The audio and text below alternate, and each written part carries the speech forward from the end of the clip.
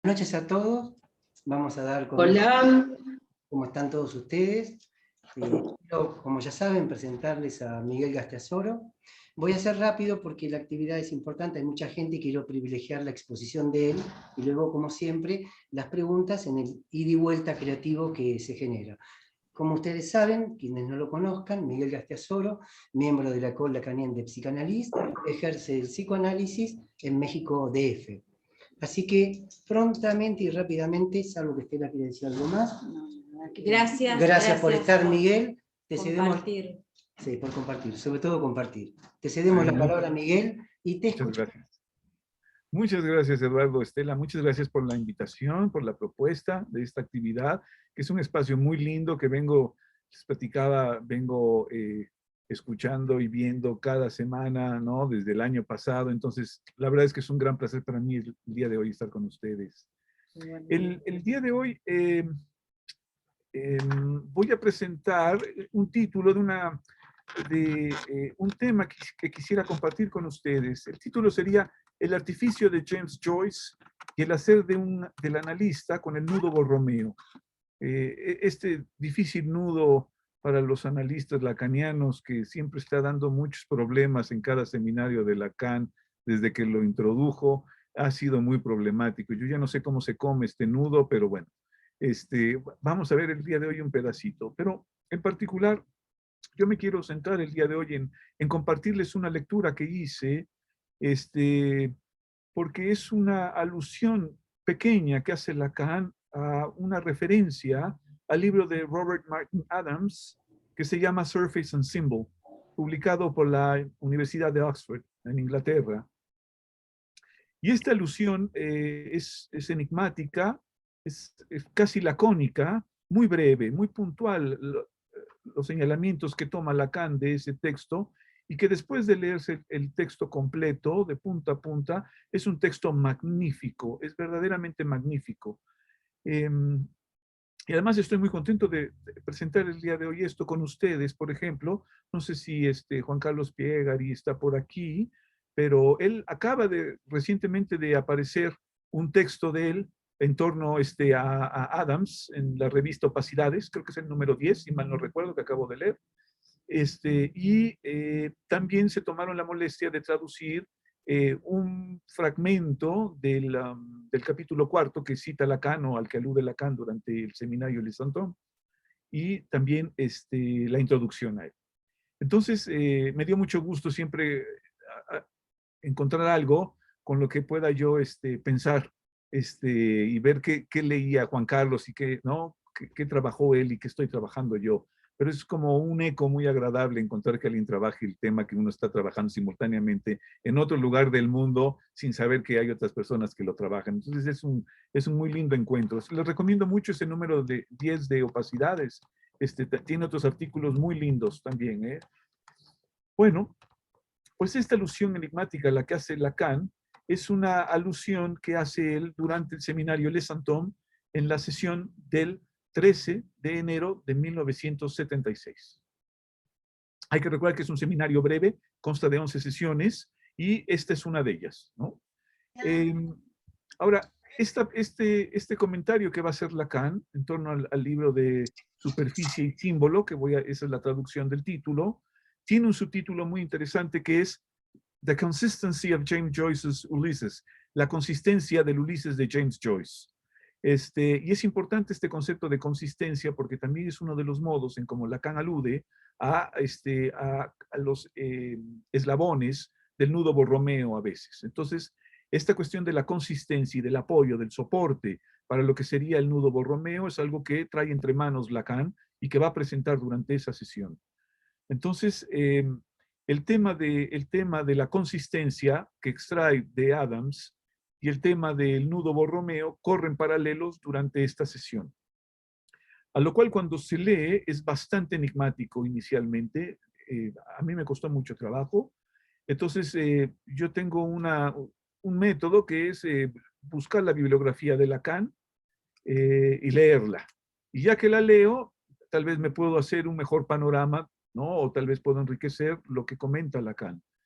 Y afortunadamente con la lectura de este libro de Adams fue un verdadero encuentro y encontré cosas muy, muy ricas, al punto de que creo que se puede articular un poco de por qué dice ciertas cosas Lacan y de dónde las extrae del libro de Adams. Entonces, yo les recomiendo muchísimo el número 10 de opacidades que ahí tradujeron algunos fragmentos.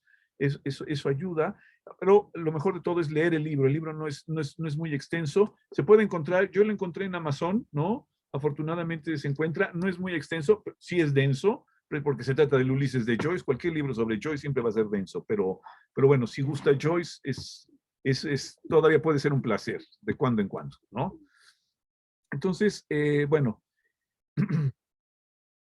cuando Lacan está abordando el nudo Borromeo en este seminario, en la clase anterior, del mes anterior, que fue del 16 de diciembre de 1975, Lacan había planteado un cierto estado del nudo Borromeo. Es muy importante porque el nudo Borromeo, como muchos conceptos, o en este caso, como un nudo que él plantea, es algo que hay que tomar en consideración en qué momento Lacan está de su enseñanza oral, por ejemplo. El nudo Borromeo no es el mismo. Entonces, siempre que alguien me dice qué es el nudo Borromeo, tengo que pensar en qué seminario estamos hablando, incluso en qué sesión de sus seminarios. No es algo que se pueda responder unívocamente. Entonces, el estado del nudo Borromeo, antes de que aborde esta sesión del 13 de enero, es que después de que Souris, ¿no?, y Tomé, que trabajaban con Lacan en torno a los nudos, le habían presentado una propuesta, le habían hecho una propuesta de un tipo de nudo que es coloreado y al mismo tiempo orientado. Surgían de ellos dos nudos, ¿no? Dos de ellos.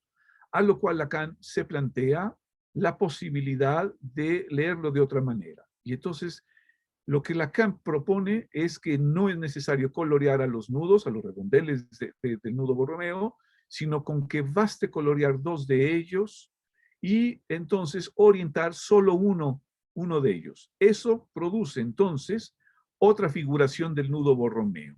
La de dos rectas, son dos rectas que se cruzan, infinitas, anudadas, ¿no?, por una consistencia. De ahí la importancia de la consistencia, y que después va a retomar el texto de Adams a propósito de la pregunta y del problema de la consistencia. Entonces, ese es el estado del nudo en ese momento, ¿no? A través de dos rectas infinitas, anudadas con una consistencia.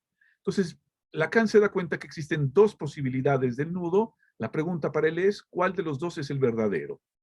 Y ahí tiene un enorme problema. Porque entonces, si está duplicado, ¿no?, desde el punto de vista lógico, tendríamos que decir, o uno es verdadero y el otro es falso, ¿no? O el otro es verdadero y el otro es falso. Entonces, en esa, digamos, doble posibilidad que tenemos lógica, Lacan introduce el 13 de febrero el enorme problema de no hay un otro del otro, y se pregunta por la consistencia. Ahora, ¿cómo va a presentar la consistencia Lacan? Es muy interesante, porque lo hace a través de este libro de Adams. ¿Qué hace con el libro de Adams? Hace algo muy llamativo. Después de estar hablando de la importancia del nudo, Lacan lo que va a decir es que, a propósito de que no hay otro del otro, dice él, es claro que el esbozo mismo de aquello que se llama el pensamiento, la pensée, lo dice en inglés, conlleva una referencia, y aquí viene la palabra clave, una gravitación al acto sexual. Entonces, como tal lo dice Lacan, en esa sesión del 13 de febrero, dice, es claro que el esbozo mismo de eso que se llama el pensamiento incluye una referencia, una gravitación al acto sexual. Gravitación es la palabra aquí importante. La palabra gravitación o el concepto ya había aparecido en el seminario de Récis, en el seminario anterior, cuando alude precisamente, ¿no?, a Newton. Ya había precisamente hablado ahí de gravitación. Pero una vez que dice esto, Lacan dice, todo esto implica entonces, por supuesto, una noción del real. Y parece aquí que Lacan está como introduciendo una modalidad en torno al concepto del real. Dice, por supuesto que se necesita que la hagamos distinta del simbólico y del imaginario. ¿Por qué? Porque hay que recordar que en esta relación, que a propósito de lo sexual, que no hay relación sexual, ¿sí? Recuerden que es el tercero el que encadena a los otros dos que no se anudan. Entonces es el de en medio el que permite que haya un cierto lazo, pero no relación sexual.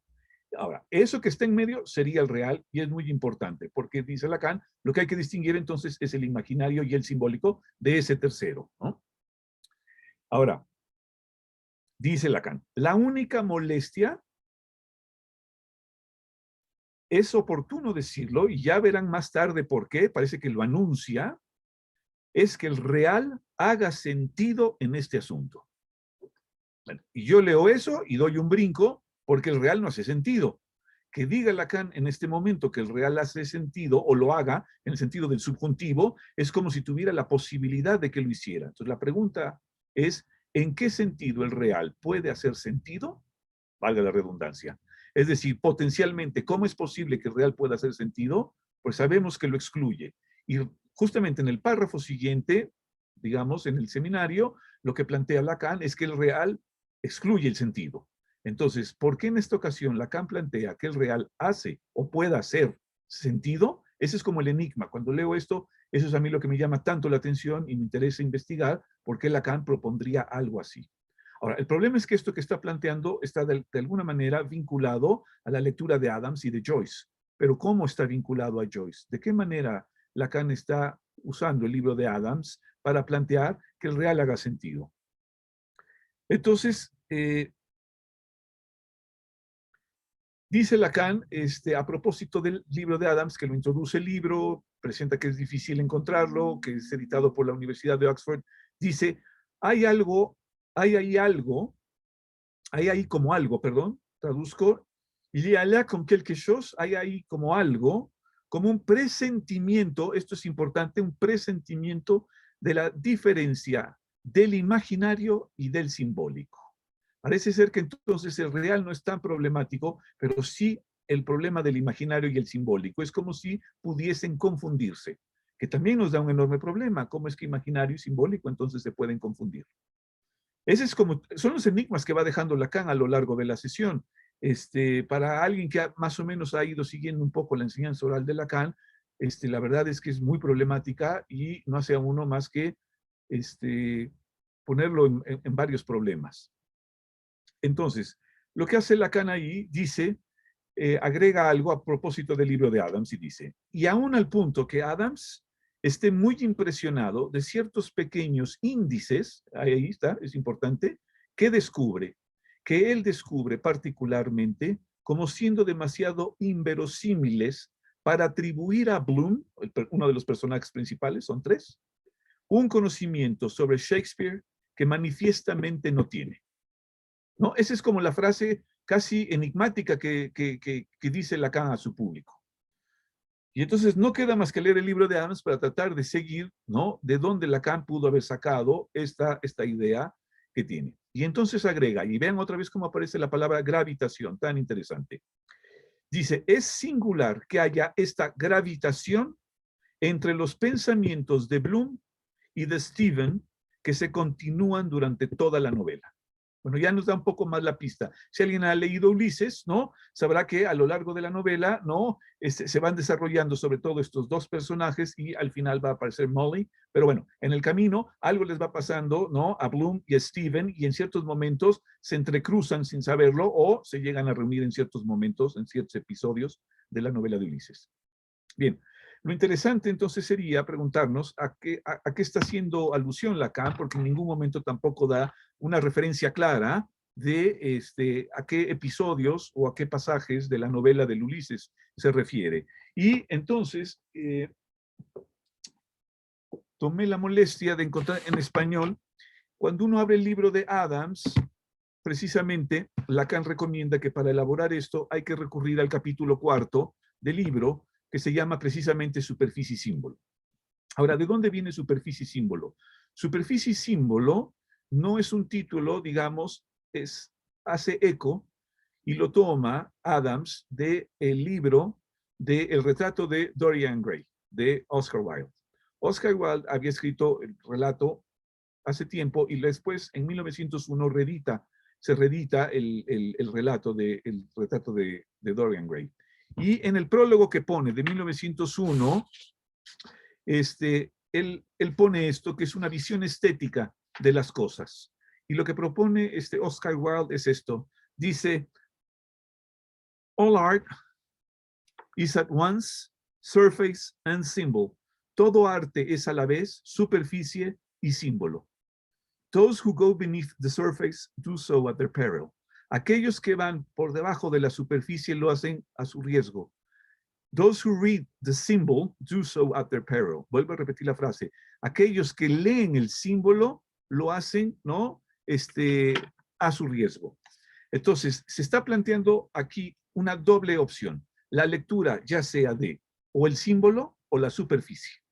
Lo que hace Adams es precisamente tomar esta estética de Oscar Wilde y utilizarla como, digamos, como una retícula en la que permita leer a Joyce o el Ulises de Joyce de una nueva manera. Entonces, lo que él quiere distinguir, dice desde la introducción, es en la novela de Ulises se sabe que Joyce retomó muchos detalles de la vida cotidiana, ¿no?, de Dublín. Entonces, lo que hacen los investigadores es ir a investigar y a buscar las referencias y las alusiones que hace Joyce en Ulises a la historia de Dublín o de Irlanda, a los personajes, a los ríos, a las canciones, etcétera, etcétera. ¿Por qué? Porque dice Adams que lo que hay que poder distinguir, y aquí está el punto entre la diferencia entre lo imaginario y lo simbólico, distinguir entre los detalles que tomó Joyce de la vida real para la novela y distinguir de eso lo que él le agrega, que no tiene que ver con la vida cotidiana y con los eventos que él tomó de la historia de Dublín. Entonces, es de esa manera como se va estudiando la novela de Ulises, como tratando de distinguir lo que Joyce mismo le está aportando, ¿no? O está empleando de los detalles de Dublín y su historia, o de Irlanda, a la novela de Ulises y cómo los modifica. Bien, por eso dirá Lacan que se trata de un como presentimiento, porque se trata como de estudiar, ¿no?, en una lectura comparada las referencias de Joyce en el Ulises con las referencias que él toma de la vida real y de ahí extraer, si hay alguna, dice él, una especie de patrones que serían los símbolos. Justamente los símbolos serían las repeticiones o los patrones que se están buscando en el Ulises, dice Adams. Pero aquí viene lo maravilloso de la búsqueda de Adams. A Adams no le interesa encontrar el elemento simbólico de la novela. Dice que como tal, y esa es toda la lectura de su libro, él muestra que no existe ningún factor simbólico en la novela de Joyce, salvo unas cuantas repeticiones. Que lo fundamental de Joyce y de la novela Ulises es encontrar las discordancias del autor en la novela. Es decir, que él ubica que tiene sentido buscar las semejanzas entre la novela y la vida, digamos, ¿no?, de Irlanda. Y que después eso puede crear ciertos patrones a lo largo de la novela. Pero lo que más le interesa es los elementos que de pronto irrumpen en la novela y que no tienen ningún sentido. Es decir, que lo que producirían es un sinsentido de acuerdo a la lógica misma de cómo está armando Joyce la novela.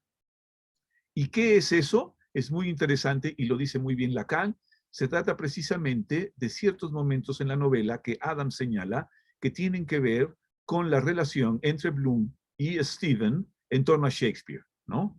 Ahora, ¿qué momentos son esos? Son ciertos momentos que Adams destaca y que aparecen en la novela. Ahora, hay una alusión que desafortunadamente no le incluyeron en este número 10 de opacidades, en la traducción de superficie y símbolo, porque el capítulo cuarto está compuesto de 5 elementos, 5 elementos o 5 fragmentos que toma Adams para mostrar este juego de la superficie y el símbolo. Y uno de ellos, importante, es uno que comenta Lacan, porque ahí está la pista y ahí está un poco el hilo de dónde jalar para poder entender qué está planteando Lacan, que es el que se llama Blefenstum, donde justamente en vez de que se llame Stephen y Bloom, ¿no?, modifica los nombres y dice Bleffen y Stum. Ahora, lo de Blefenstum, lo busqué en la, ahorita les digo si quieren en la edición, es que hay varias ediciones en inglés, pero ahorita se las doy las ediciones en inglés. En español quisiera mostrarles cuáles son los pasajes para que los tengamos a la mano, de a cuáles está aludiendo, porque se trata del fenómeno de la telepatía. Dice Adams, y este es el punto fundamental, dice que no hay nada que permita en todo Ulises entender por qué de pronto en ciertos momentos entre Bloom y Stephen están compartiendo pensamientos. De ahí el problema del pensamiento que gravita en torno a lo sexual. Ahorita vamos a ver qué es lo sexual en la novela, pero todo esto que gravita en torno a lo sexual ni siquiera es algo que ellos platiquen entre sí, sino que más bien son como pensamientos que cada uno tiene en su momento a lo largo del relato de Ulises. Y lo interesante es que ni siquiera están juntos. Entonces, Adams lo que se plantea es la hipótesis de si habría telepatía entre ellos, ¿no? Lo deja como una hipótesis. Después, lo que él va a plantear es que parecería que es más bien una irrupción del autor mismo, o sea, de James Joyce, porque no tiene ningún sentido haberlo hecho. Ahora, ¿cuáles son los fragmentos? Para la edición en español, que no son fragmentos tan complicados de traducir, utilizo esta edición, James Joyce Ulises, esta, digamos, es la más reciente que conozco. Entonces, si quieren, les doy las páginas de esta edición para que las tengan, por si alguien los quiere consultar y releer. Lacan dice que Bloom y Stephen están hechos de la misma materia, dice, incluso se atreve a decir, lo cual justamente haría que ahí, de alguna manera, lo imaginario y lo simbólico no se distinga. Si no hay distinción entre uno y el otro, significaría que están hechos de la misma materia. Eso es muy interesante, por eso el juego de palabras Blefengestum, ¿no? Y dice Joyce en la novela, en la página 636, está escrito, bueno, traducido de esta manera, dice: encontraron que sus estudios habían sido similares. Sustituyendo a Stephen por Bloom, Stum habría pasado sucesivamente por una escuela primaria y una escuela secundaria. Sustituyendo a Bloom por Stephen, Bleffen habría pasado por las clases junior, media y senior de la intermedia y por matriculación, cursos primero de letras, segundo de letras y graduación en letras de la Royal University. Ese es el pasaje al cual está aludiendo Lacan, que es Blefengestum, donde justamente se retoma un pedazo del nombre del otro y se combinan. Si se dan cuenta, es como una especie de condensación. Entonces, eso es muy interesante. Ahora, ese es el pasaje al cual alude Lacan, y son 3 pasajes en donde hay intercambio de pensamientos. ¿Cuáles son esos pasajes? Bueno, el primero, se los digo cuál es. El primero, les digo hasta en qué capítulo según el esquema de Linati es, para que lo tengan en mente.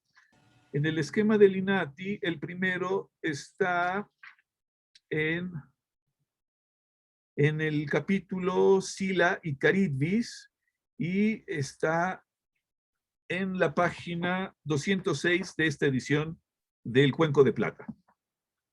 Y el pasaje es este, vean, que en realidad Joyce lo retoma a partir de Shakespeare, con unos fragmentos de Shakespeare, y construye este pasaje. Dice: por la rosaleda de Gerard el herborista, en Fetter Lane, él se pasea gris castaño, dice la traducción, una campanilla de azur como las venas de ella, párpados de los ojos de Juno violetas. Camina. Una vida es todo, un cuerpo. Actúa, pero actúa. Ese es un pasaje. Ahora, vean la semejanza del siguiente pasaje, que ese es el que piensa, ¿no? Stephen. Ahora, el siguiente pasaje lo piensa Bloom, y en la edición de Cuenco de Plata está en la página 281. Y vean qué similar es. Dice, lo piensa Bloom: por el rosedal de Gerard de Fetter Lane, Crista Castaño se pasea. Una vida es todo, un cuerpo, actuar, actúa entonces. Este pasaje le llama mucho la atención a Adams porque son casi similares, y lo que está retomando son 2 citas de 2 obras de teatro de Shakespeare. Lo que le llama la atención es que estén pensando, ¿no?, los mismos pensamientos. Y el tercero aparece en la página 616 de la edición de Cuenco de Plata, y empieza así. Stephen, en respuesta a una pregunta cordialmente formulada, en la cual ya está conviviendo en ese momento con Bloom en la novela, dijo que no las conocía, pero se extendió en alabanzas de las canciones de Shakespeare, otra vez. Al menos las que eran de ese periodo o cerca. El audista Dowland, que vivía en Fetter Lane, cerca de lo que Gerard, el herborista, que anno ludendo ausi doulandus. Es una cita en latín. Y esa es la tercera vez en que aparece otra vez Shakespeare entre Bloom y Stephen. Ahora, ¿qué pasa con todo esto? Que aparece Gerard el herborista. ¿Quién es Gerard el herborista? Gerard el herborista parece ser que fue alguien que se supone que Shakespeare pudo haber conocido. Recuerden que mucho de esto es especulación. Pudo haber conocido porque a la vuelta de su casa, cuando él vivía en Silver Street, en Londres, en aquel entonces, más o menos en el año 1612, ahorita les platico por qué, había un parque que había sido creado por este herborista que se llama Gerard. Este señor Gerard había publicado en 1597 un famoso herbolario, ¿no? Se puede conseguir en internet, un famoso herbolario del cual, al parecer, y es muy posible, el conocimiento que tenía Shakespeare de los vegetales y de las plantas está muy marcado por este herbolario en el que trabajó Gerard. Ahora, ¿cómo se sabe todo esto? Porque en el siglo pasado, a principios del siglo pasado, un investigador norteamericano que estaba en los archivos en Londres se puso a investigar siguiendo la pista de Shakespeare, y lo que estaba buscando eran pruebas de la existencia de Shakespeare o fragmentos para tratar de hacer una biografía. Y una de las cosas que encuentra es que hay una demanda de Labert a Montjoy, que eran unos franceses hugonotes que vivían en Londres y que eran inquilinos de Shakespeare en esta casa donde él vivía. Entonces, él sirvió de testigo para este juicio, él testificó, y se encuentra la deposition,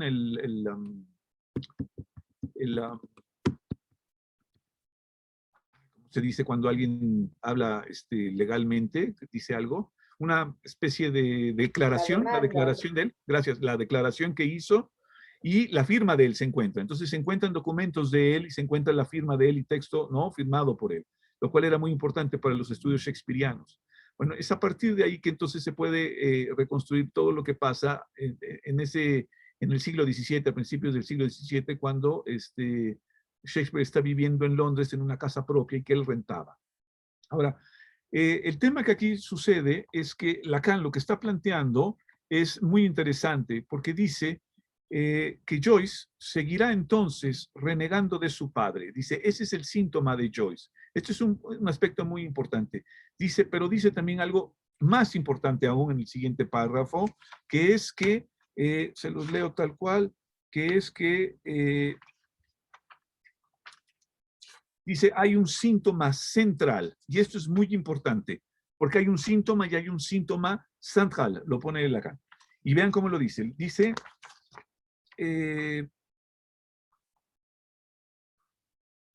Ulises, dice Lacan, c'est le témoignage, es el testimonio de eso por lo cual Joyce se queda enraizado en su padre, al mismo tiempo renegando de él. Y es en eso que es, y es bien eso que es su síntoma. Yo he dicho que él es, ¿no? Yo he dicho que él era su síntoma. Ahora, hace un añadido Lacan muy bonito. Exiles, refiriéndose a la obra de teatro de Joyce, dice, es verdaderamente la aproximación de algo que es para él, en fin, el síntoma central, ¿no? Del cual se entiende, de lo que se trata es del síntoma hecho de la carencia propia a la relación sexual. Entonces, habría como dos síntomas en Joyce. Un síntoma que dice Lacan, que es el del padre, que es el que habitualmente todo el mundo comenta cuando se habla de ese seminario y de Joyce. Y este otro aspecto que Lacan está entresacando de Adams, que es el problema del síntoma central que está dado a partir de la no relación sexual.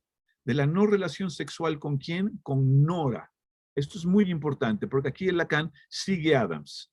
Exiles se supone que Joyce le escribió como una venganza hacia Nora Barnacle, que era su esposa. ¿Por qué? Porque Nora Barnacle le encantaba exhibirse con otros hombres, incluso se dejaba perseguir, ¿no? Y ser seducida por otros hombres, y Joyce lo sabía. Y Joyce se ponía muy celoso de todo esto y plantea Ellman, el biógrafo, que escribió esta obra para tratar un poco de remediar un poco estas dificultades de celos que él tenía. Ahora, lo que Lacan está leyendo ahí son dos cosas muy diferentes, porque justamente se plantea Lacan que hay un arte de la lectura que es el del enigma, que es el entre líneas. Entonces, por un lado tendríamos el síntoma central, que está planteando, y por el otro lado tendríamos, y por el otro lado tendríamos el otro síntoma, que es el renegar por el padre. Entonces, uno responde al problema, que como dice Lacan es síntoma symptôme, y el otro es el problema de la no relación sexual. Ahora, ¿qué hace Joyce con todo eso? Dice Lacan, tiene un artificio. El artificio es poder suturar eso, poder anudar de alguna manera eso que es la no relación sexual, y el savoir-faire de Joyce es poder hacer algo con ese síntoma central que tiene que ver con su no relación sexual con Nora Barnacle, ¿no? Ahora, hay un tema adicional en todo esto, que lo que Adams calcula y piensa que es una intromisión del autor en la novela de Ulises, refiriéndose a la telepatía o a la telepatía de pensamientos que hay entre Stephen y Joyce, Adams lo lee como más bien un problema que Joyce tiene en torno a eso. No alude en absoluto, para nada, en aquel entonces, cuando escribió este libro Adams, a luego el problema que tuvo la hija de Joyce, Lucia Joyce, ¿no? Lucia Joyce, que sabemos que decía que ella era telépata y que Joyce le creía, ¿no? Sí, Joyce le creía. Incluso Lacan alude a todo esto. Entonces, me parece que el tema de la telepatía funciona como ese elemento que precisamente hace sentido. Le hacía sentido a Joyce, a James Joyce. A él le hacía sentido que su hija fuera telépata, ¿no? Que es una manera justamente de plantear que no estaba loca. Entonces, esta pista que sigue Lacan es muy bonita porque justamente lo que está planteando es que si hay un síntoma y hay un síntoma central, también habría algo que está escapando a todo esto. Y lo que está escapando a esto es con lo que él no puede gozar. La pregunta es, ¿qué es lo con lo que él no puede gozar? Porque él trata de escribir esto, pero parece ser que, como dice Lacan, va a fracasar, ¿no? ¿Todavía estamos en tiempo?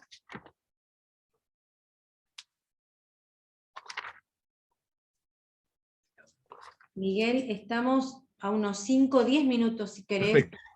Perfecto. Muy bien. Ahora, la pregunta al inicio era ¿qué tiene que ver con el nudo borromeo? Porque tenemos un enorme problema ahora con qué tiene que ver esto con el nudo borromeo. El nudo borromeo siempre, en cada clase que lo cita Lacan de su enseñanza oral, depara un enorme problema porque hay que reconstruir un poco todo esto. Si Lacan había dejado entonces la posibilidad de que haya dos nudos, ¿no? Que son infinitas, que son rectas infinitas, perdón, anudados por una consistencia, la pregunta sería, ¿cuál es el verdadero de todo esto? Y entonces Lacan lo que hace al final de esta sesión es muy interesante. Dice Lacan, tiene una frase muy linda que es un juego de palabras en francés. Dice, il faut garder la corde. Hay que guardar, la traducción sería, hay que ser como pacientes. Garder la corde significa ser respetuosos, ser concienzudos, observar y ser muy fieles con cuidado, preservar y conservar. Garder la corde es eso, ¿no? Ser muy cuidadosos.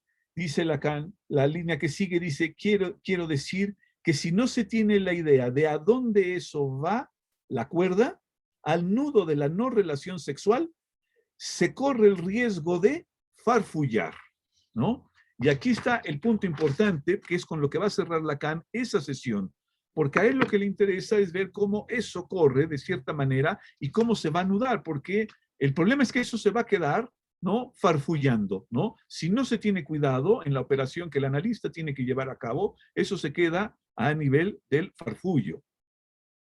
Ahora, dice Lacan, y retoma una frase con la que empezó la sesión, dice, porque si nosotros pensamos que no hay gran otro del gran otro, al menos goce de este otro del gran otro, es necesario que nosotros hagamos la sutura en alguna parte. Es un enorme problema porque en esta sesión Lacan introduce dos vocablos diferentes. Suture, que es sutura, y la otra es épissure, como lo señala en el esquema, ¿no? Que algunos lo traducen como empalme, ¿no? A veces se traduce como el empalme. Ahora, ¿es lo mismo la sutura que el empalme? Yo hago la pregunta porque parece que estamos a nivel muy sutil de las cosas, y entonces introduce el nudo Borromeo, en donde dice él, tenemos que suturar, dice, tenemos que hacer en algún lugar el nudo de lo imaginario y del saber inconsciente, que nosotros hacemos aquí en alguna parte una epicure, ¿no? Es decir, un empalme. Entonces tenemos de un lado ahí, entre lo imaginario y lo simbólico, hay que hacer el empalme. Pero justo para poder hacer el empalme hay que poder distinguir muy bien el imaginario y el simbólico. Si no podemos descifrar la diferencia, va a ser muy difícil hacer la operación ahí.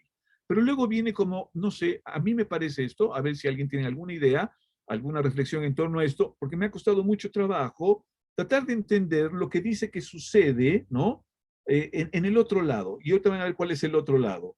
Porque hay otro lugar en donde hay una reunión que ahí es donde se va a llevar otra operación. Y dice Lacan, continúa, después de hacer el empalme o el épicure en francés, dice todo eso para obtener un sentido, ¿no? Ok. Todo eso para obtener un sentido. Dice, eso que es el objeto de la respuesta del analista a la exposición por el analizante a lo largo de su síntoma, ¿no? Ok, entonces, esta es una operación que se lleva a cabo después de que se hizo todo una larga exposición del síntoma, ¿no? Que el analista haría ahí la operación. Entonces dice, cuando nosotros hagamos este empalme o épicure, nosotros tenemos al mismo tiempo un otro que aparece reflejado del lado entre el entrecruzamiento de lo real y el simbólico. Entonces, y no lo aclara Lacan, mi pregunta es, al mismo tiempo significa que cuando el analista lleva a cabo esa operación de un lado, es decir, el empalme entre lo simbólico y lo imaginario, se puede obtener del otro lado es por efecto lo que sucede entre el real y el simbólico? Es una pregunta que me hago, no me queda muy claro cómo lo expone Lacan, si así sería, ¿no? Y entonces agrega Lacan a propósito de esto, dice, es decir, que por algún lado nosotros le enseñamos al analizante a épicer, o sea, a empalmar, con dos S, dice él, hacer una épicure, es decir, un empalme entre su síntoma y el real parásito del goce. Bueno, estamos en un enorme problema aquí porque la verdad es que Lacan lo dice de una manera bastante lacónica otra vez, sin realmente decirnos de qué se está tratando. Lo que sí es que parecería que la operación es simultánea, ¿no? Tanto entre lo simbólico y lo imaginario, por un lado, y su efecto del lado de lo real y el simbólico, donde entonces lo que quedaría de alguna manera ahí tocado por esta operación, por el empalme, sería el goce parásito, ¿no? Ese es un poco el problema que está planteando Lacan a través de Adams, ¿no? Yo creo que el punto es que aquí de lo que se trata es que si pensamos los tres registros, si alguien me dijera cómo ubicamos a los tres registros en todo esto, sería entre Bloom y Steven, entre lo imaginario y lo simbólico, ¿no? Ahí hay una serie de semejanzas que hay que saber distinguir para poder, como diría Lacan, darnos cuenta que no están hechos de la misma materia tanto Bloom y Steven, cuando en realidad en la novela parecería que comparten hasta pensamientos, ¿no? Y otras características como los estudios, como ese pasaje donde son Blefem y Stum. Pero entonces, ¿quién sería el real? El real en la novela entonces sería, obviamente, Molly, ¿no? Sería la mujer la que haría la diferencia y que justamente complicaría todo este cuadro. Pero desafortunadamente, es una lástima, a mí me hubiera gustado que Lacan hubiera podido tomarse unas 22 sesiones más para elaborar todo este tipo de cosas, porque como que es como muy lapidario, y entonces la verdad me quedo mucho en la suposición, a pesar de poder seguir un poco las pistas y las lecturas, deja mucho espacio, ¿no?, para todo esto. Ahora, viene un enorme problema también. Cuando él dice en el nudo, empalme, ¿no?, por ejemplo, ok, en el nudo Borromeo podemos más o menos darnos una idea de qué significa empalme, pero en la práctica analítica, ¿cómo es un empalme?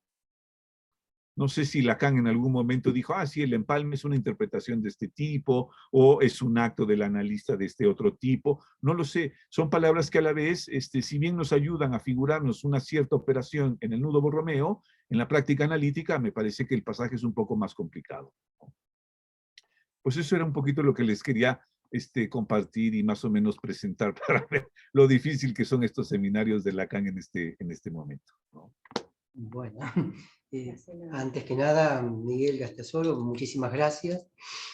Qué presentación tenemos para una noche aquí en Buenos Aires, que ya está entrando bastante, ¿no?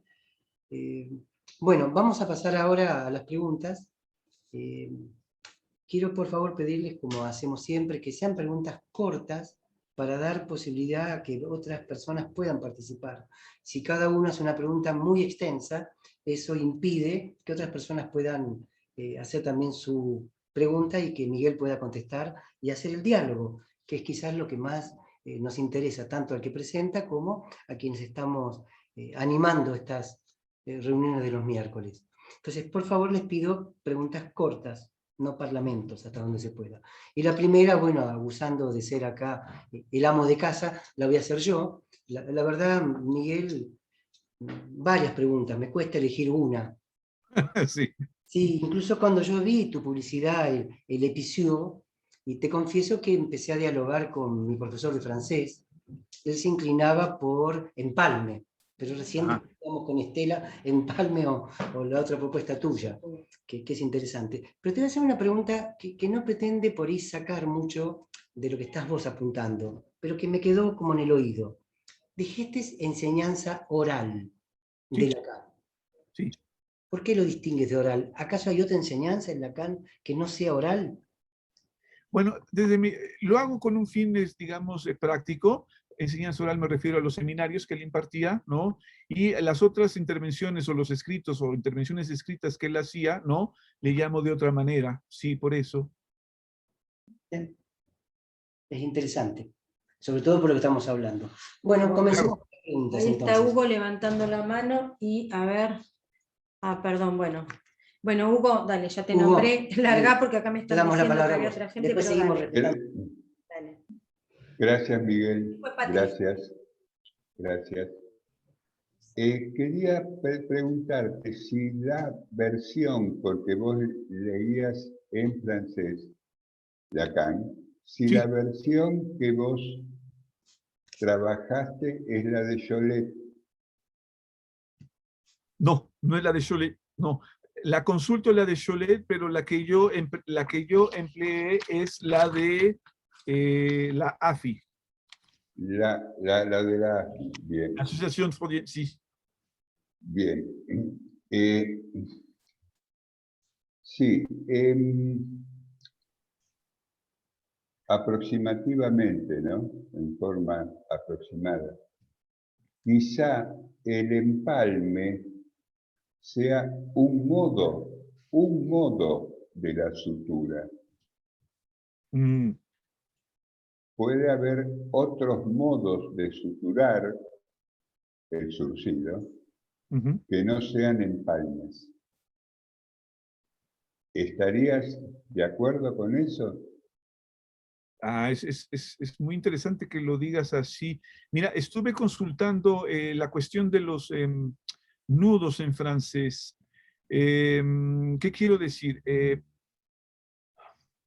En este seminario, Lacan, y en esta sesión, Lacan emplea dos conceptos. Rond de ficelle, que sería lo que se traduce como un solo hilo, y utiliza corde también, que a veces lo traducen como, ¿cómo lo traducen en español? No le llaman consistencia. Soga, Miguel, creo. Como la soga, sí, sería, pero, por ejemplo, cuando se... Cuerda. O cuerda.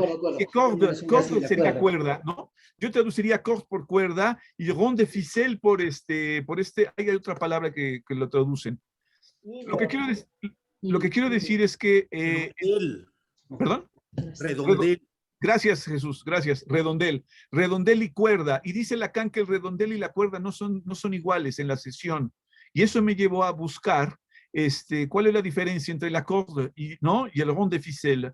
Porque el rond de ficelle es un redondel solo, es un solo hilo.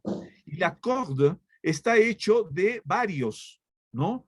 Entonces, eso da un enorme problema porque si habla de corde, entonces cuando él dice que el nudo existe a la cuerda, ¿no?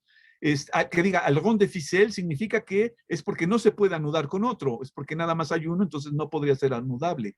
Ahora, ¿cuál es la operación entonces del corde? Sino la que, por ejemplo, la que se utiliza en el veleo, se utilizan cuerdas que están hechas de varios cabos y que se van entrelazando para darle consistencia precisamente a la cuerda y sea bastante fuerte, ¿no? Cuando atracas o algo, ¿no?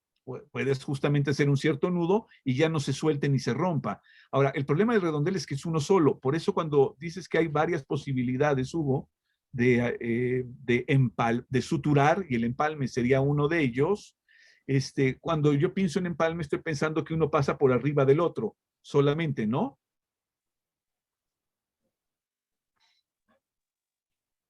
¿Sí?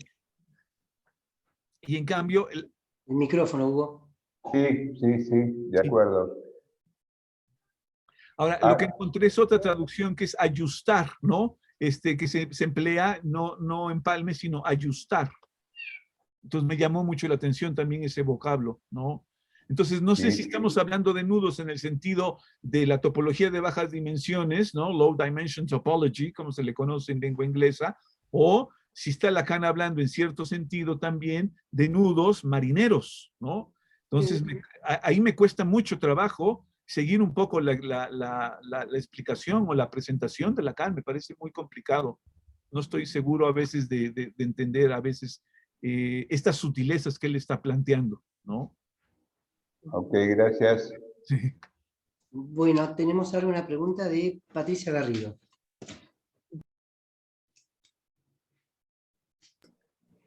Miguel, gracias. Hola. Hola.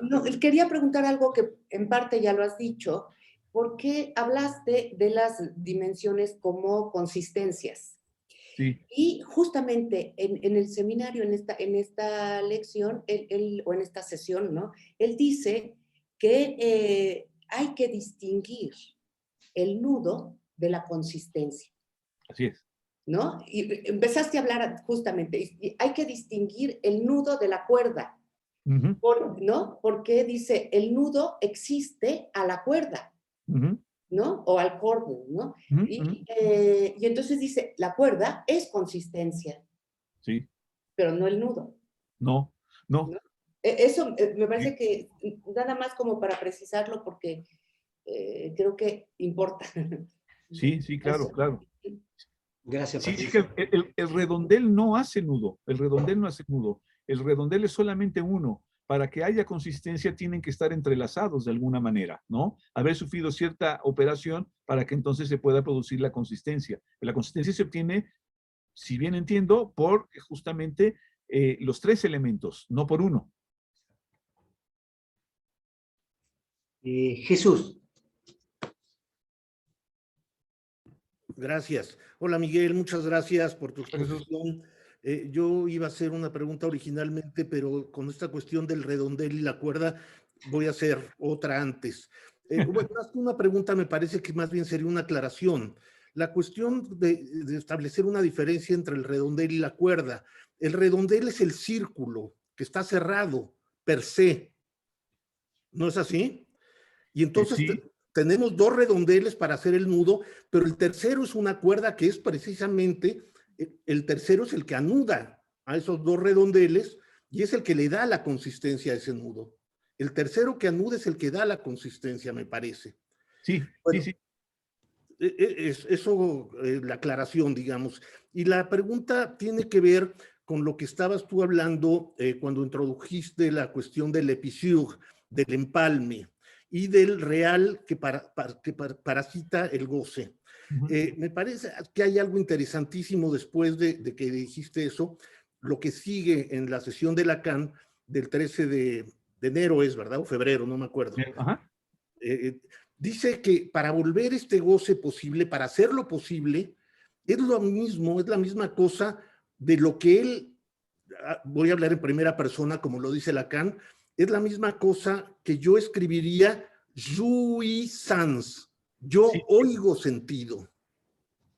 Exacto. Sí, la eso homofonía con el je, oui, sans. Entonces, por ese real que te preguntabas tú, de si hay un sentido en el real, cuando todo el tiempo Lacan se la ha pasado diciendo que precisamente en el real carece de un sentido, él escucha je, oui, sans. En esa homofonía de je sans con je, oui, sans. Yo escucho ahí el sentido, en ese real parasitado del goce. Así es, así es. Me parece que es ahí donde Lacan sitúa ese sentido por el que te preguntas tú.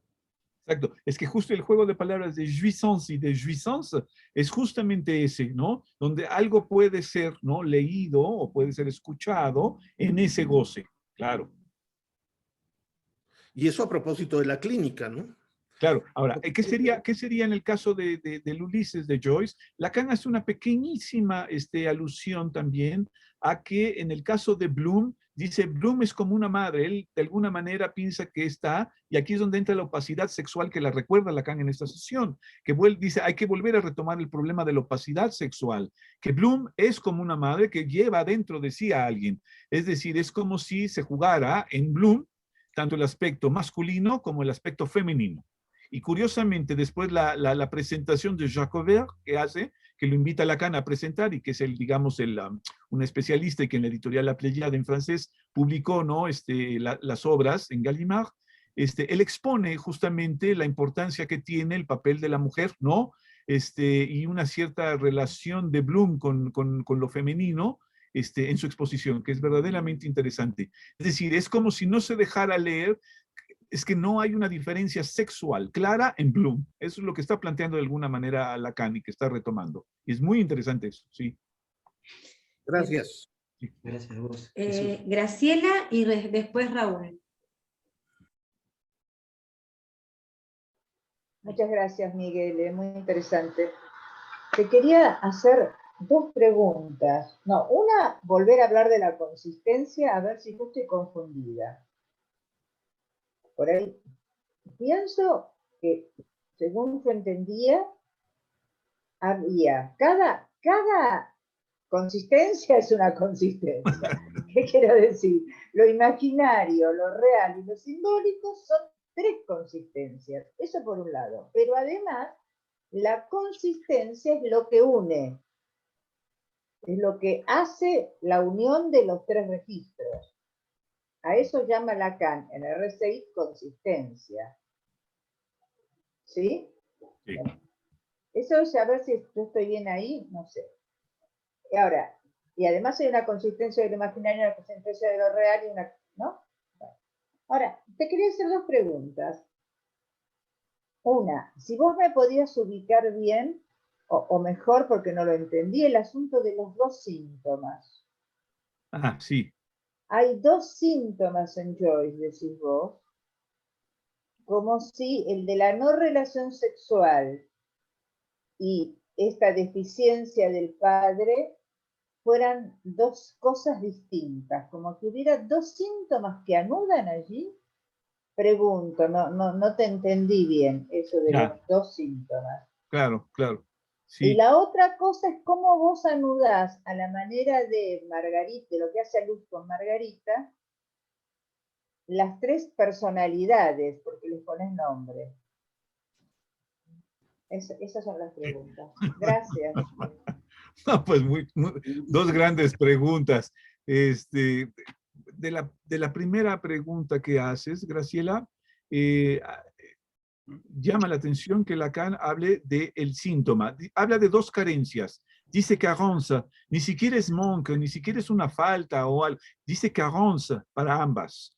Y entonces tuvo una carencia y es un síntoma. Y Ulises justamente sería el efecto de ese síntoma, del de renegar de su padre. Un padre carente. Esa es una. Y la otra carencia, ¿no?, es a propósito, que está reflejada en los exiliados, que es como se traduce la obra de teatro de Joyce, y que es una respuesta a la no relación sexual con Nora, su esposa, ¿no?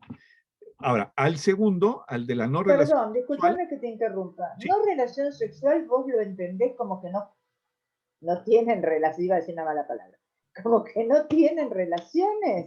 No. Decís con Nora, su esposa, y nunca hay relación sexual con la esposa, ni No, con claro, nadie. nunca no me refiero, pero así lo dice Lacan, dice que no hay relación refiriéndose a Nora, a la no relación sexual. Existe la no relación sexual con Nora, ¿no? Y digamos, el efecto de eso sería los exiliados, la obra, ¿no? Ahora, el que dice que es el síntoma central es precisamente el que está vinculado a la no relación sexual. Ese es el que dice central. Entonces hay dos, el central y el otro síntoma, el que reniega sobre su padre. Es decir, estamos tan acostumbrados a escuchar la relación de Joyce con el padre, ¿no? El padre carente, que luego cuando releo este seminario y me topo con esta propuesta de Lacan, que haya un síntoma y un síntoma central, pues doy un brinco, porque justamente otra vez a volver a entender esto, ¿no? Un síntoma central. De hecho, entonces, eso me hizo pensar otra vez en Jean Alouche y todo el trabajo que él ha hecho en torno a la no relación sexual. Porque yo no había pensado el caso de Joyce nunca así, hasta que releyendo de nuevo Les Santons, me topo con esta propuesta de Lacan y digo, bueno, habría que leerlo esto del lado de hay no relación sexual, desde esa lógica para entonces abordarlo, y no leerlo del lado de la falta del padre, que es una cierta carencia, dice Lacan, ¿no? Entonces es muy interesante ese tema. Yo digo, lo saco a relucir porque a mí me volvió a llamar la atención. Hace años que yo había leído el seminario y no había destacado yo ese pasaje, pero ahora sí me brincó. La otra pregunta que me haces es la de si las tres consistencias o el real, simbólico, imaginario podrían ser Stephen, Bloom y Molly, ¿no? Los personajes. Pues es que la novela trata de tres. Yo creo que ¿no? Algo de eso está en juego entre ellos. Solo que creo que Molly Bloom es la que justamente hace pensar también a Bloom que lo está engañando. Justamente hay como una suposición de que Molly engaña a Bloom en la novela, ¿no? Entonces es como un pequeño eco otra vez de esta situación de los exiliados, de que la mujer, ¿no? No hay esa una mujer, como lo dice Lacan, esa una mujer que es Molly, ¿no? No está del todo con él, ¿no?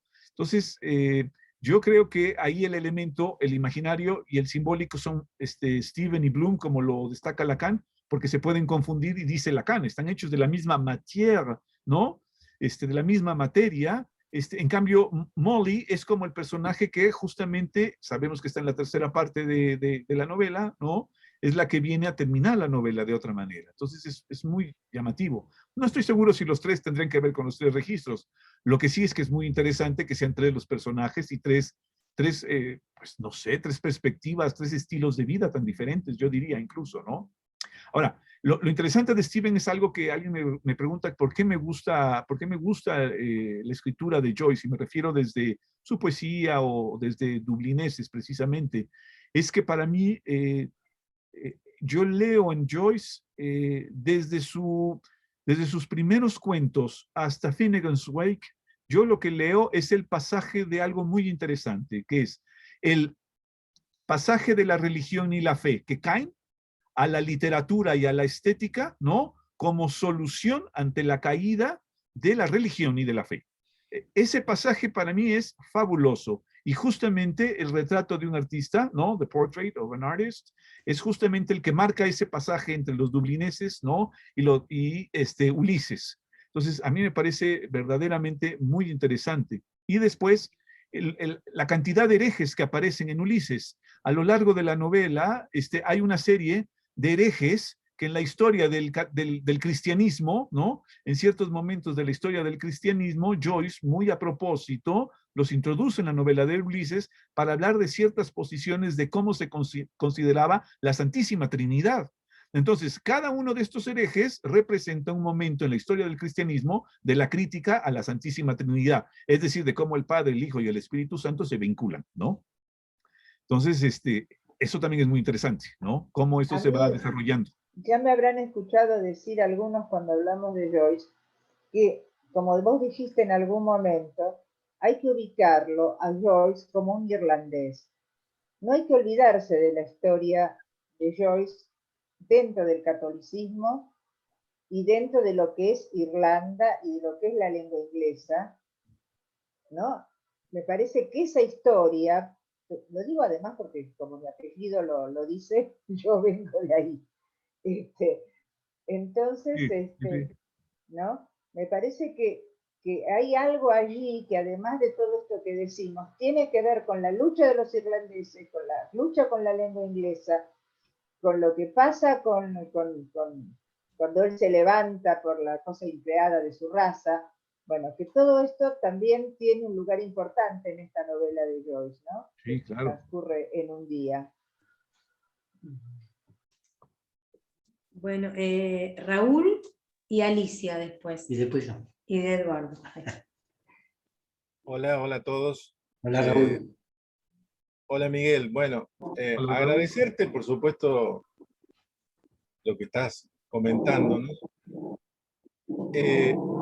Agradecerte doblemente porque te metes con la sesión del seminario que me parece más complicada de todas. Donde aparece toda esta cuestión del savoir-faire, del artificio, del artificier, etc., ¿no? Yo planteo dos comentarios o dos preguntas cortitas que de alguna manera ya se adelantaron tanto el Chucho como Graciela en relación a eso. La primera con respecto a esto que planteaba Graciela y la diferencia que vos haces entre los dos síntomas. A mí, yo no me había dado cuenta, pero ahora al escucharte y al releer un poco el seminario, ir tratando de seguir lo que estabas planteando, es interesante que cuando Lacan habla del padre, de Joyce y el padre, y habla de este Joyce arraigado al padre mientras reniega de él, habla de su síntoma, ¿no? Y después, cuando habla de Exiles, unos 2 renglones más abajo en el seminario, dice el síntoma central. Eso puede ser un detalle y digo, es una sesión tan complicada que en realidad sería muy adecuado en tanto analistas dejar el enigma sin resolver. Pero si nos arriesgamos un poco a intentar ir un poquito más allá, si uno lo lee así, en el contexto de lo que vos estás planteando, no es lo mismo decir su síntoma de Joyce que decir el síntoma central es, por supuesto, la carencia propia de la relación sexual, porque eso podría pensarse como más allá de Joyce. Sí, sí. ¿No? El síntoma central, como más allá de Joyce. Entonces, me parece que ese detalle que lo escucho recién ahora, cuando vos lo planteas, me parece interesante. Lo otro, en relación a lo que se me había adelantado el Chucho, que es la cuestión de la operación, esto del empalme entre Santón y lo real parásito del goce, que dice, ¿no? Creo que Hugo decía que sutura y empalme, o yo lo entendía así, era lo mismo, pero sin embargo Lacan dice, en el análisis se trata de suturas y empalmes. Bueno, te entendí mal, Hugo. Sutura y empalmes, ¿no? Bueno, pensándolo de Pisur... Diferencié justamente sutura de empalme. Bueno, te entendí mal, discúlpame. Entonces, me parece interesante esta palabra que vos traes, que es una palabra propia de la navegación, porque cuando nosotros, hace muchos años, trabajamos en seminario con alguna gente de la École, empalme lo pensábamos como se empalman 2 cables eléctricos, ¿no? El empalme se le llama el empalme, por ejemplo, entre 2 cables eléctricos, como metáfora. En cambio, lo de ayutar alude más a los tipos de nudos que se hacen entre 2 extremos de cuerda en la navegación. Para terminar, la operación,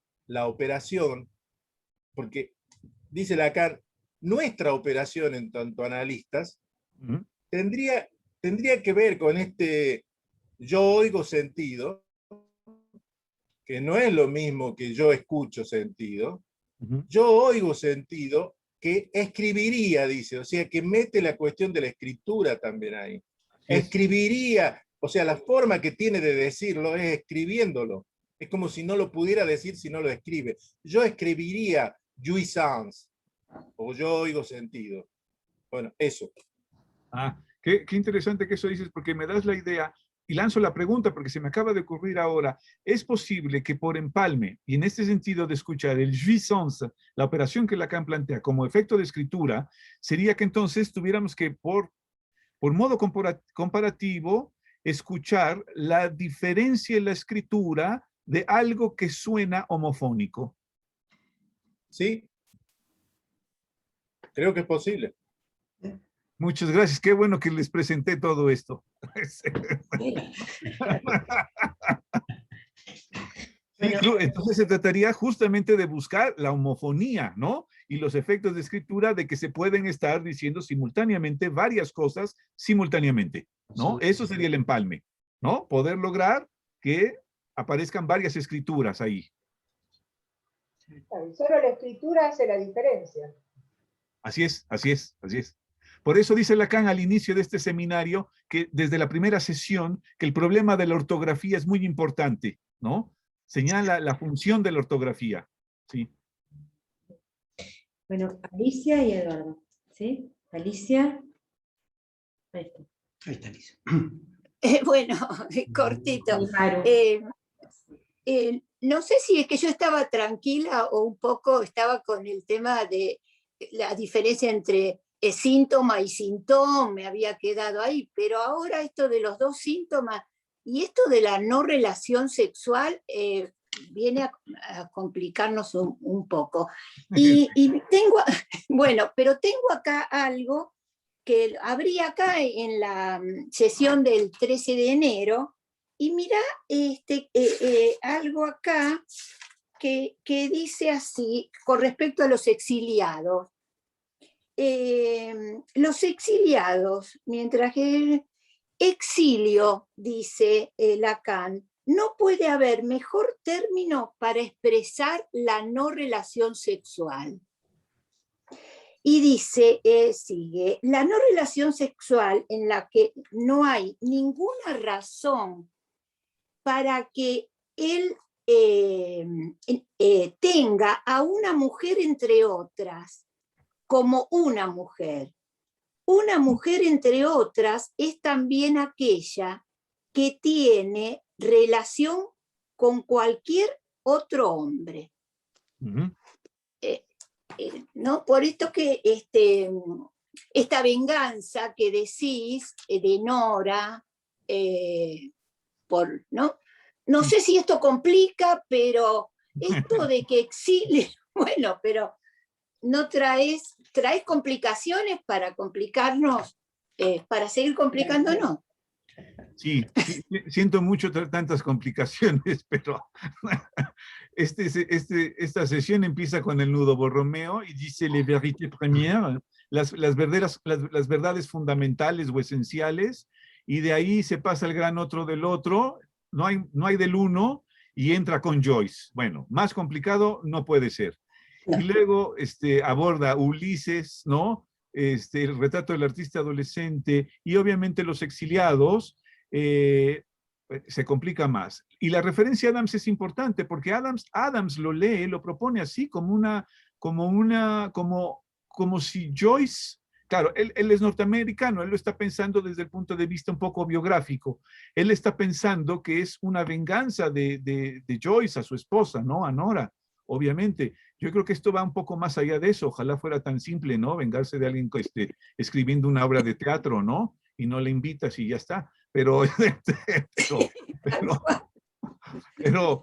la verdad es que esa es la propuesta de Adams, que es muy interesante porque él lo lee como una forma de cómo Joyce queda por fuera de la escena, ¿no? Y luego Ellman relata todos estos episodios, ¿no? Que hacían enojar muchísimo a Joyce. Y Joyce siempre estaba muy inseguro de Nora, ¿no? Pero bueno, Nora parece ser que sí se dejaba abordar por otros hombres, ¿no? Incluso Joyce lo llegaba a permitir, dejaba que salieran a cenar juntos y todo eso. Entonces, es muy interesante todo esto, sí. Pero bueno, el problema de la no relación sexual, yo este seminario lo leí hace mucho, es un seminario que me gusta mucho, tal vez porque es muy complicado. Entonces, a veces poder descifrar un poquito, a lo mejor una línea es así como un momento de gran felicidad, pero ya estoy más allá de la felicidad con este seminario. la verdad, si puedo articular dos ideas, bueno, me doy por satisfecho. Lo que quería presentarles el día de hoy es el enorme problema que una sola sesión en este seminario plantea en torno al nudo Borromeo, a la operación del analista, la referencia a Joyce que emplea, y el síntoma central que nunca lo había ubicado como tal, hasta que ahora me brincó, que es la no relación sexual. Tengo ganas otra vez de leer Los Exiliados, ¿no? Y ver por qué Lacan un poco querría plantear esto como el síntoma central, ¿no? Como el problema de la no relación sexual. Esto. Que no se ha planteado en el tema de Joyce, ¿no? Yo no conozco a alguien que lo haya planteado así, el problema. Siempre se plantea del lado del padre, pero no del lado de los exiliados. Pero a mí me parece, perdón, que lo que dijo Raúl es importante para esta diferencia. No, me parece que eso es. Yo todavía no, me cuesta creer que sean dos síntomas. Me parece que es algo así como que el síntoma central, es decir, el síntoma de donde salen los síntomas, es de no hay relación sexual. Y el síntoma, y su síntoma, el de Joyce, en particular, es el que tiene que ver con el padre. Me parece que es lo que Raúl quiso decir, y yo por ahora voy por ese lado, me parece.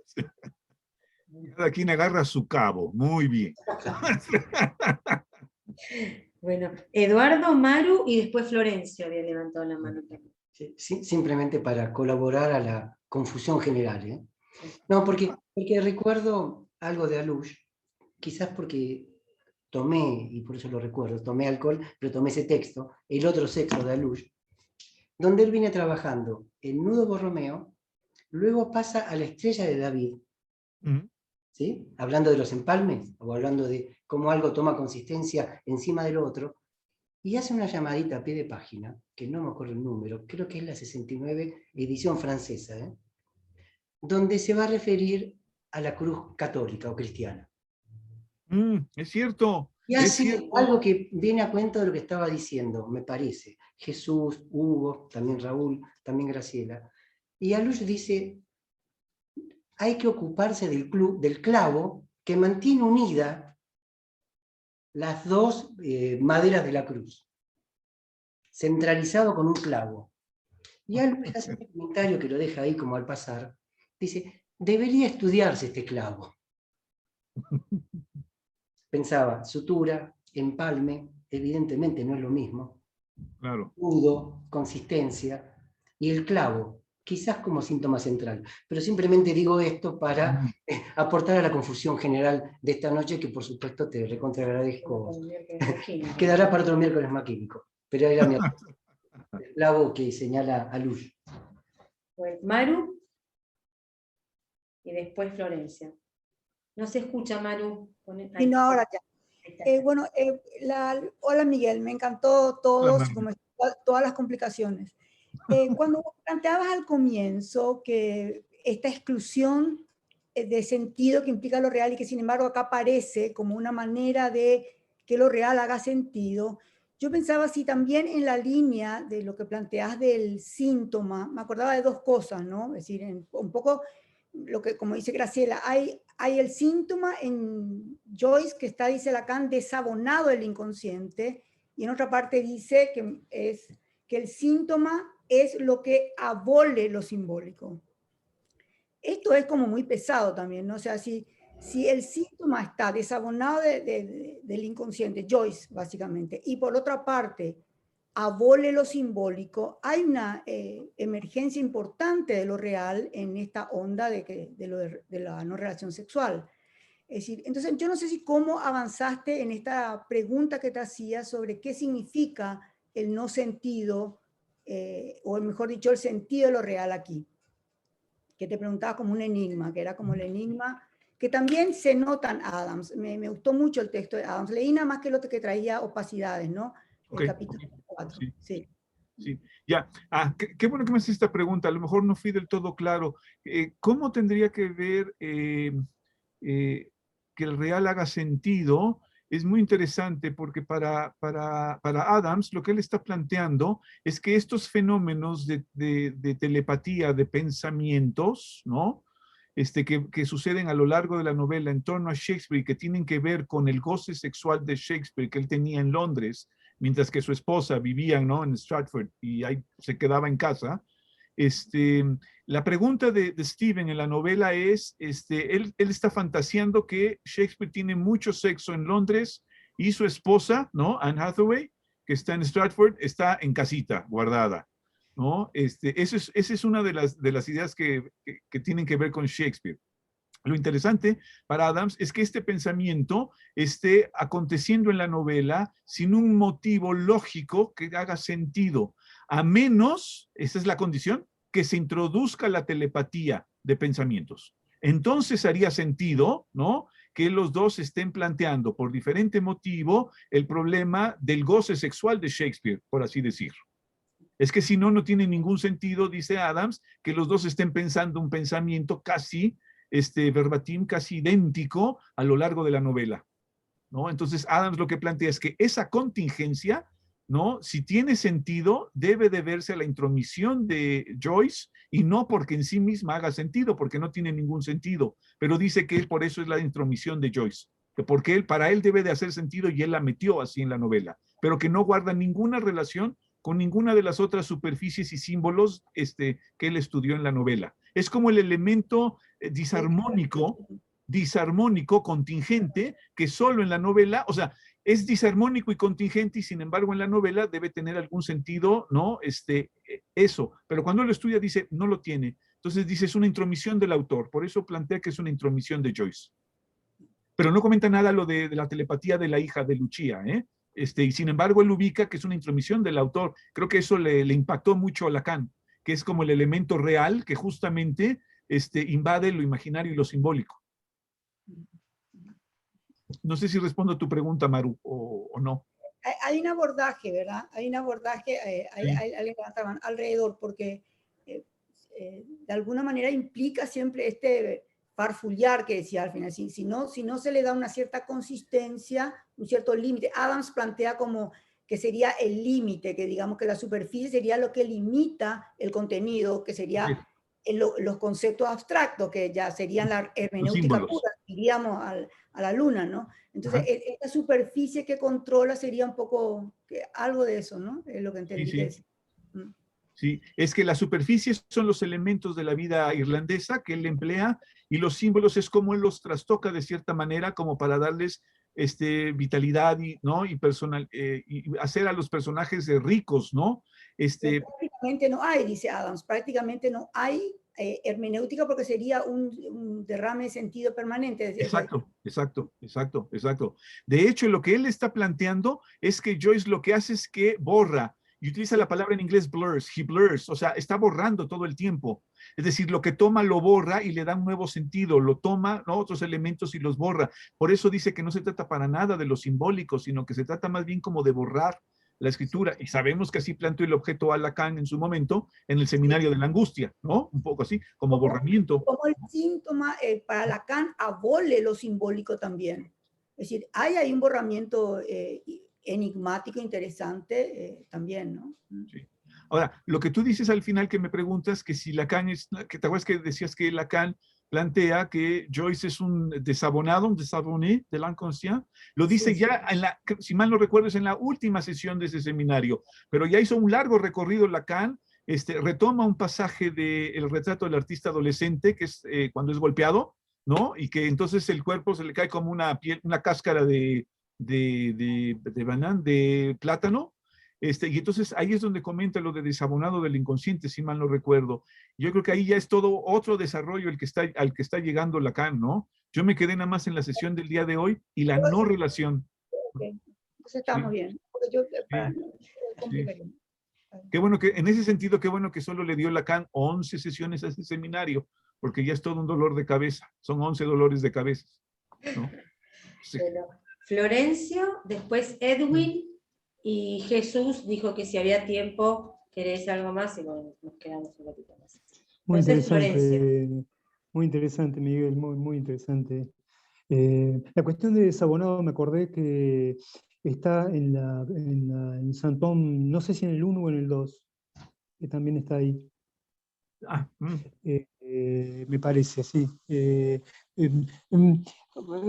Quería dos cositas. Una, que jouissance, reúne el sentido con el goce. Y justamente a partir de un empalme, que me parece que entonces acentúa, le pone énfasis a este hacer que está al principio de la sesión, como dijiste vos, y que está al final con hacer este goce posible. En ese sentido, lo que digo me parece que va al mismo lugar que dice Raúl, y al hecho de unificar lo que vos planteás como dos síntomas, ¿no? Es decir, que la cuestión del jouissance, padre y la cuestión, sí. si entiendo bien, entonces sería que para ti este empalme de jouissance y de jouissance sería el síntoma y el síntoma central que se podrían ahí empalmar. Sí. Sí, ok. Ah, qué interesante, no lo había Sí. pensado tampoco así. Ok. Sí, sí. Y a través de la letra como lo real, como el cuerpo real. Ajá, ajá. Y por otro lado, lo que vos te planteabas de falso y verdadero, a partir del coloreado del círculo que está ligado borromianamente a las dos rectas, eso, Suri, yo recuerdo, fundamentalmente lo recuerdo a partir del trabajo de Gilles Goffet. No sé si vos lo tomaste, Claro, lo tomaste de claro, ahí. claro, claro. Claro, es un gran libro de Gilles Goffet, sí. Claro, el 2 ese, el 2 que trae Gilles Goffet, para mí, leyendo el libro de Gilles Goffet, descartaría tu pregunta, porque puesto que si hay dos, no se trataría de preguntar si hay uno verdadero u otro falso, sino que si hay dos, no hay un solo nudo, Ya, que es lo que Lacan quiere. Es decir, justamente Lacan se está planteando la cuestión del uno, como vos planteaste al principio, ¿no es cierto? Y luego hace otras referencias al respecto de que se trata de uno, a ver, no me acuerdo si lo escribí en algún momento. Bueno, pero si hay dos,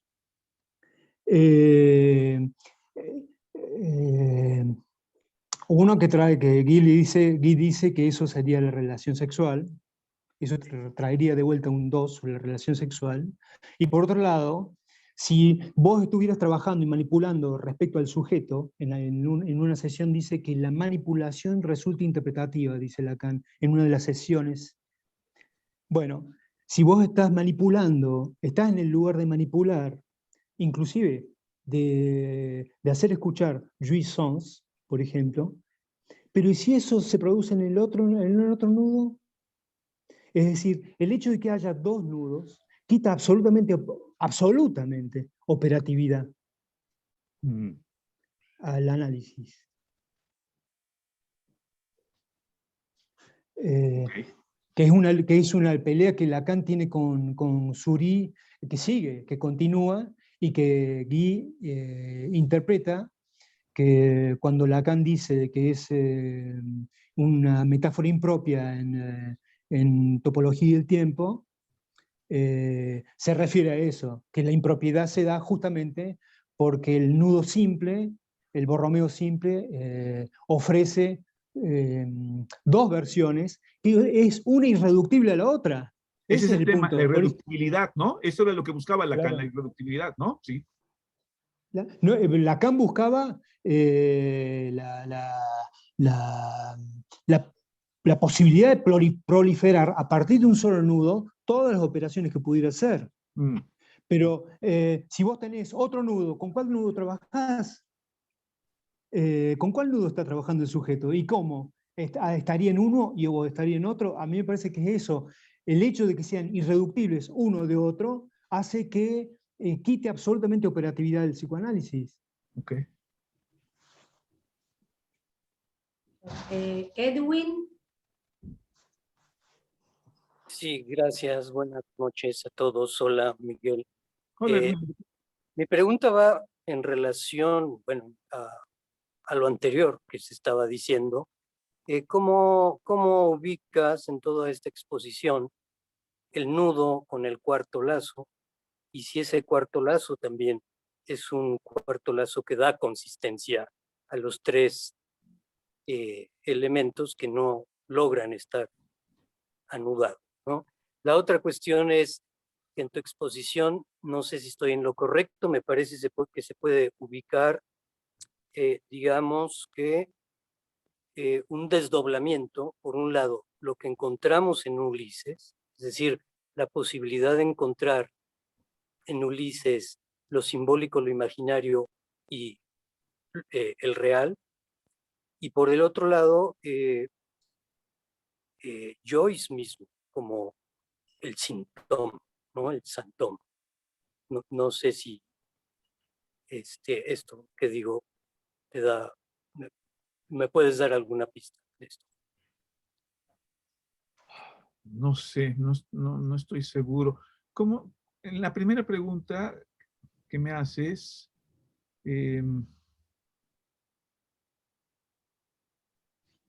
¿lo puedes elaborar un poco más? Porque no estoy seguro de entenderla. Sí, bueno, ¿dónde situamos en todo esto la propuesta de Lacan de que lo real, lo simbólico y el imaginario en algún momento se anudan, pero por otro lazo más, un cuarto lazo? Sí, lo que pasa es que, si mal no recuerdo, Lacan empleará el cuarto para anudar a las tres consistencias que están sueltas. ¿No es así? Sí. Y me parece que ya ese es otro momento también de este seminario, como lo va a plantear, ¿no? Bastante problemático. ¿Cómo llega Lacan hasta ahí? Porque ahorita está planteando, en la sesión que presenté el día de hoy, está planteando el enorme problema de cómo anudar a dos consistencias mediante una tercera. Ese es el problema que tiene entre manos, ¿no? Ya mucho después, ya introduce el cuarto lazo. Pero eso es unas sesiones adelante. Entonces, habría que hacer todo ese desarrollo para poder, ¿no?, ver cómo llega a plantearlo Lacan, que es bastante problemático, bastante problemático. Sí, sí, claro. Gracias. Okay. Bueno, Jesús. Ya en Freud y después Lacan, perdón, es una acotación nada más. Ya en Freud y después Lacan, Jana Luz hace ese pasaje y la necesidad de Lacan de llegar al cuarto nudo cuando los tres anudados no le alcanzan. Es un texto muy lejano, muy viejo, pero me parece que ahí hay algo, ¿no?, para recuperar. Sí, sí. Mi comentario tiene que ver exactamente con eso, y complejizaría muchísimo lo que planteó Graciela hace un rato, y tú, Miguel, ante tu sorpresa de encontrarte con el síntoma central, que sería el no hay relación sexual, donde estamos acostumbrados a pensar en le santón, en el cuarto lazo. Así es. Yo creo que son cosas de diferente orden, porque en el caso de la no relación, el síntoma, si ustedes ven el esquema, está ubicado precisamente entre real y simbólico, y toca también el goce del otro. Lo que me parece que en las traducciones al español le llaman una playa, ¿no es así? Sí, playa. Como que hace una playa. Mientras que el otro, y ese es el santón, escrito con Y y con acento circunflejo. El otro es el santón, que es el cuarto lazo. Y aquí voy a lo que preguntaba Edwin y lo que comentó después inmediatamente Graciela con su precisión. 2 sesiones después es cuando Lacan va a introducir el santón. 2 sesiones después de la que trabajaste tú. Así es. Si nosotros vemos el esquema del santón, no existe un nudo borromeano. Así es. Ni antes ni después. Así es, cuando introduce el cuarto. Son 3 redondeles sobrepuestos. Ninguno de los 3 hay empalmes, ni anudamientos, ni calces, que es otra palabreja que usa también Lacan. El calce, además del empalme y de la sutura. Sí. No existen ahí esos elementos. Son 3 redondeles sobrepuestos. Y lo que hace el cuarto lazo, Edwin, es mantenerlos juntos, no anudarlos. Así es. Los 3 redondeles ni antes ni después del cuarto lazo quedan anudados. Están totalmente sueltos y pueden estar dispersos, dice Lacan. En el seminario de los no incautos dice que cuando uno se suelta es la locura, que cuando todos se sueltan, esa es la definición de la locura que da en los no incautos. Y aquí el cuarto lazo es el que los mantiene juntos, mas no anudados, que hace una diferencia abismal. Claro, pero eso es más adelante, justamente de la sesión que presenté el día de hoy, claro, claro. Sesiones más adelante. Una pequeña observación en todo esto, porque a partir de ciertos seminarios se tienen las grabaciones, los audios de los seminarios de Lacan, ¿no? En gran parte. Yo los he estado consultando y esperaba que me ayudara el audio a poder discernir entre síntoma y symptôme en francés. El problema es que justamente ahí hay una homofonía. Y es tan sutil que cuando se escucha el audio no puedo saber, al menos yo, si es síntoma, symptôme o symptôme, ¿no? Lo dice tan de pasada Lacan que no queda claro si es síntoma o symptôme de lo que a veces se está hablando. Entonces yo creo que en la transcripción de este seminario habría que siempre dejar, no sé, un signo, ¿no? A menos que Lacan lo explicita, como cuando pone la sigma griega, ¿no? Pero como signo de escritura, pero habría que siempre señalar que hay un malentendido permanente cada vez que dice Lacan en este seminario symptôme, ¿no? Porque no sabemos si está hablando del symptôme o del symptôme. O sea, ya a cada lector le toca ahí como buscar posiblemente a cuál habla, ¿no? La sorpresa que yo tengo es plantear un síntoma y un symptôme, o como ahorita Florencio lo señala, ¿no? Tal vez ahí se empalma algo que es del orden del jouissance, que, ¿no? Justamente señalaron ustedes muy interesante y que a mí me cayó el 20, ¿no? Pero justamente entre síntoma y symptôme se está dando ese empalme, ¿no? Que tendría que ver un poco con el jouissance, pero no queda claro en la grabación, ni con el audio se puede saber si habla de uno u otro, no queda claro a veces. Además, ahí también aparece el valor del escrito. Cosas de orden diferente. El symptôme con Y y acento circunflejo está inscrito en el borromeano. Mientras que el symptôme, no. El symptôme lo que hace es mantener juntos los redondeles, que no es anudarlos. Insisto en eso, porque es una diferencia abismal y esencial. No hay ningún enlace borromeano en el nudo del symptôme. Así es, así es. Quizá ya estuvo dicho, pero yo me doy siempre como un pequeño esquema, que es, si bien generalmente se dice que este seminario es sobre Joyce, al mismo tiempo lo que este seminario plantea, me parece a mí que va mucho más allá de Joyce, no es solo Joyce. Entonces, en relación a eso, es que yo me explicaba que había un síntoma que era de Joyce, el estar demasiado cargado de padre, y otro síntoma que era el no hay relación, que es lo que hace que esto esté más allá de Joyce en tanto planteo, que no se agota solo en Joyce. Sí, de alguna manera es lo que decía Raúl y que yo apoyaba, ¿no? Claro. Íbamos por ahí. Por el otro lado, me parece que es muy difícil diferenciar síntoma de symptôme, no solo por la escritura, sino porque hay toda una discusión que me parece que todavía, no sé si alguna vez llegaremos, que la pregunta es si realmente hay una diferencia entre síntoma y symptôme. Mayet Viltar tiene algunos escritos donde ella dice que no hay diferencia entre síntoma y symptôme. No sé si se acuerdan de la época en que Mayet se dedicaba a la topología. Sí, sí. No, ella tenía toda una fundamentación para decir que síntoma y symptôme, que symptôme era una nueva forma de escribir síntoma, pero que no había diferencia entre uno y otro. Que siempre el cuarto es un symptôme. Y que siempre estamos anudados de a cuatro. El sujeto está ahí nadando entre esos cuatro. Entonces, me parece que no solo hay un problema con la homofonía, sino que hay un problema en saber, en diferenciar si síntoma y symptôme son realmente...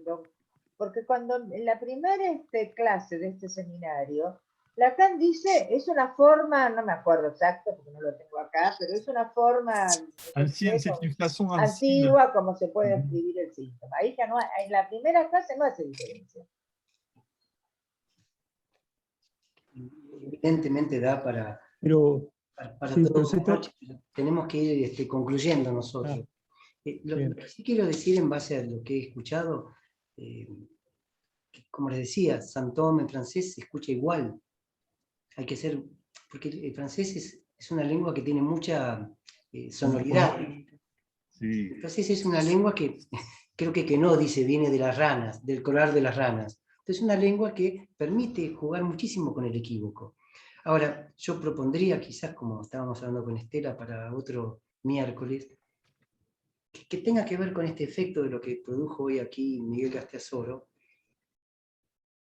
Una pregunta, que quizás sea disruptiva para irnos a dormir, pero no en acuerdo. ¿Todo esto sirve para algo? ¿Todo esto sirve para la clínica? Sé que es una pregunta que puede parecer violenta, pero no lo es un interrogante. ¿Podemos prescindir de esto? ¿Es necesario meternos en esto? Quizás sí, quizás no. ¿Hasta dónde sirve de norte, de orientación? Puesto que una cosa es leerlo, otra cosa es analizar a alguien en lo que sería la diacronía de un discurso.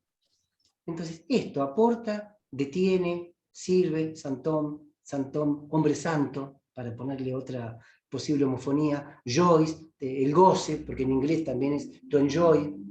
Todos estos nudos sirven, afectan, efectúan. Por eso es que quería, lo que estábamos hablando con Estela, proponer quizás un miércoles, decirlo vos.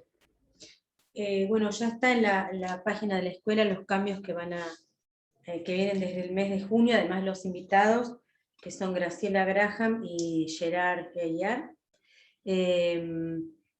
Unos miércoles que llamamos, le comentamos ya a Miguel, cuando estuvimos charlando un rato antes de comenzar esto, se van a llamar miércoles maquínicos, que van a ser unos miércoles donde no haya una persona invitada, ni haya alguien que lleve adelante la palabra, sino que todos podamos intervenir a partir de estas cosas que quedan ahí como dando vueltas. Ya tenemos 2 temas. Creo que 3.